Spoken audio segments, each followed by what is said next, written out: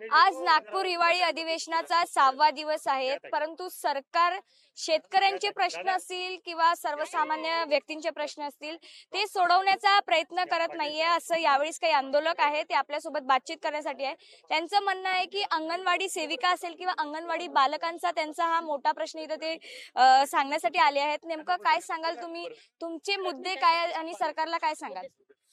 Madam, आमचं असं सगळ्या सेविका तमाम महाराष्ट्रातून आलेले आहे. 800,000 किलोमीटर प्रवास करून या महिला इथं आंदोलन करतात आहे. आणि सगळ्यात महत्त्वाचं म्हणजे महिला बालकल्याण, सक्षमीकरण आणि सबलीकरणाचे नारे देते. आणि प्रत्यक्षात अंगणवाडी सेविकांना छोट्या छोट्या किरकोळ गोष्टींसाठी प्रत्येक वेळेस रस्त्यावर उतरावं लागतं मॅडम. आणि त्याच्यामुळे आमचं शाळेमध्ये लक्ष नाही. आणि या योजना महिला बालकल्याण विभागाने अंगणवाडी सेविकांना योजनाबाह्य कामं दिलेली आहेत मॅडम. ऑनलाईन कामं पण दिलेली आहेत, जी आपल्या आरोग्य विभागाची आहे, तर महसूल विभागाची आहे, ग्राम विकास विभागाची. या सगळ्या योजनांची कामं अंगणवाडी सेविकांना दिल्यामुळे अंगणवाडी सेविकांना मुलांना शिकवायला वेळ भेटत नाही. आणि आज आम्हाला वर्गात न गेल्यामुळं गुणवत्तेचा प्रश्न निर्माण होतो. मग पालकांनी फक्त अंगणवाडीत मुले का टाकायची, खिचडीसाठी टाकायची का? खिचडी भात त्यांना घरी भेटत नाही का?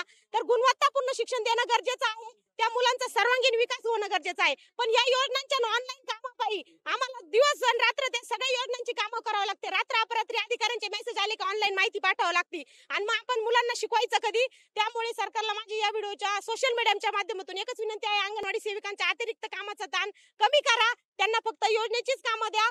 आणि जो आहार येतो तो सुद्धा खूप निकृष्ट दर्जाचा आहार आहे. त्यामुळे कुपोषण त्याने दूर होणार नाही. 2 दिवसापासून विधानसभेत कुपोषणाचा मुद्दा गाजलाय, परंतु आहार इतका निकृष्ट दर्जाचा आहे की त्यामुळे मुलांचं कुपोषण कधीच दूर होऊ शकत नाही. शासन कोट्यवधीचा खर्च करतोय, पण अक्षरशः ते लाभार्थ्यापर्यंत जात नाहीये. त्यामुळे त्या निकृष्ट आहार सुद्धा शासनाने बंद करावा. यावेळी वारंवार वर्षभर योजना निवेदन दिली गेलेली आहे, पण जाणीवपूर्वक शासन याचं दुर्लक्ष करत आहे की निकृष्ट आहार हा त्या लाभार्थ्यापर्यंत पोहोचवत आहे. त्या कुणीच खात नाहीये त्या आहाराला. तो आहार सुद्धा बदलून मिळावा असं मी आपल्या सोशल मीडियाद्वारे आवाहन करते. काय सांगाल ते, तुम्ही कुठून आलात? अहिल्यानगर मॅडम, अहिल्यानगर. आपण बघू शकतो औषधे असतील किंवा बालकांचे खाण्यापिण्याचे वांदे होतात आणि सामान्यपणे ग्रामीण भागातील जे विद्यार्थी आहे, छोटे मोठे लेकरं आहे, ते त्यांना जे पोषण आहार मिळतो त्यामध्ये अक्षरशः किडे आढळतात. तर तुम्ही सरकारला काय सांगाल की हे किडे आढळल्यामुळे त्या बालकांच्या काही आरोग्याच्या समस्या असतात त्यांना उद्भवतात, काय सांगाल तुम्ही त्यावर? काय सरकारनं आश्वासन करा?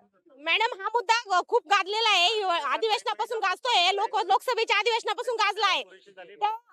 आधी आपलं जो पूरक पोषण आहार आहे, तो आहार देणारे ठेकेदार पण त्यांचेच, शासन पण त्यांचंच, कॉन्ट्रॅक्टदार पण त्यांचेच, सगळी संगनमत आहे मॅडम. 2 वर्ष झाली आहाराबद्दल सगळेजण तक्रारी करत आहे, पण आहार का बदलत नाही? याचा अर्थ यांची कुठेतरी ठेकेदारांशी संगनमत आहे आणि हा निकृष्ट आहार बदलत नाहीये. मान्य आहे की कोट्यवधी रुपये खर्च करताय शासन आज फक्त आहारासाठी, परंतु त्या आहाराचा लाभार्थ्याला कणभर सुद्धा फायदा नाही. त्याला कुत्र सुद्धा खात नाही, घाण वास येतो. आणि त्या आहाराचा निकृष्ट दर्जा असलेले अनेक व्हिडिओ व्हायरल झालेले आहेत, पण त्याच्या तपासणी लॅब सुद्धा यांच्याच आहे.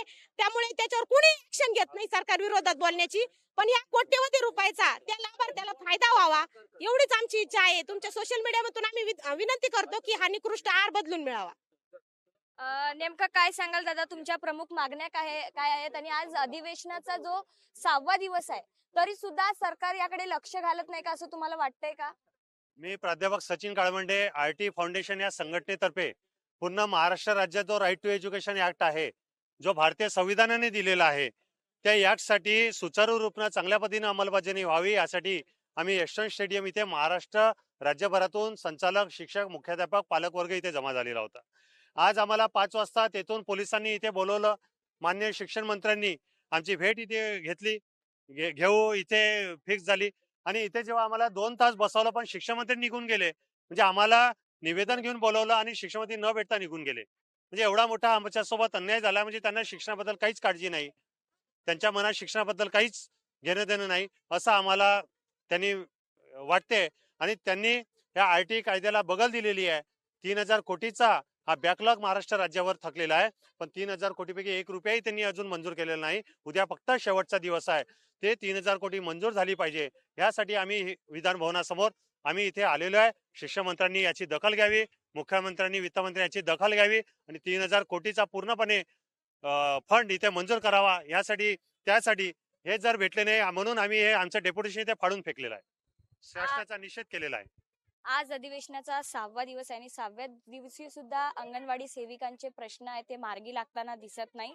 कॅमेरामॅन शिवाजी काळे सोबत मी साक्षी यादव, टॉप न्यूज मराठीसाठी नागपूर.